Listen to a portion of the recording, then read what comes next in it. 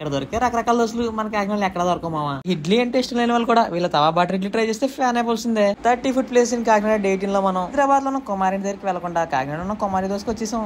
వీళ్ళ మెనూలో ఏ ఐటమ్స్ ఉంటారా అంటే గీ ఆవరకుడు, tawa barter idli, special kaju paneer dosa, kaju dosa, ghee karam dosa, masala dosa, tomato bath dosa, chocolate dosa, upma pesarattu, semiya pulihora dosa. Experience ఏముందా భయ్, అంత ఫాస్ట్ చెప్తాను కామెంట్ బాక్స్ లో వేసుకోకండి. స్టేట్ ఒక కాజు దోశ చెప్పు, అందులో 2 గుప్పులు కాజు వేసాడు అలాగా. తర్వాత దాని మీద ఏదో సాస్ వేసాడు, నాకు అర్థం కాలేదు ఏంటో అది. ఎవరైనా దోశలో నూనె వేస్తారు, మనమేమో పొయ్యిలో నెయ్యి వేసేస్తున్నాడు. ఐటమ్స్ లో వీళ్ళు ఓన్లీ నెయ్యి యూజ్ చేస్తారంట. నెయ్యి నీళ్ళు అలా పోస్తూనే ఉన్నాడు కాసేపు. ఫైనల్ గా దాని పన్నీర్ తురిమేసి మన చేతికి దోశ ఇచ్చేసాడు. ఆ దోశ అలా చిన్న ముక్కిరిపి వీళ్ళు ఇచ్చిన 2 గట్టి చట్నీలో ముంచి నోట్లో పెట్టుకుంటే అమృత అనాల్సిందే ఎవడైనా.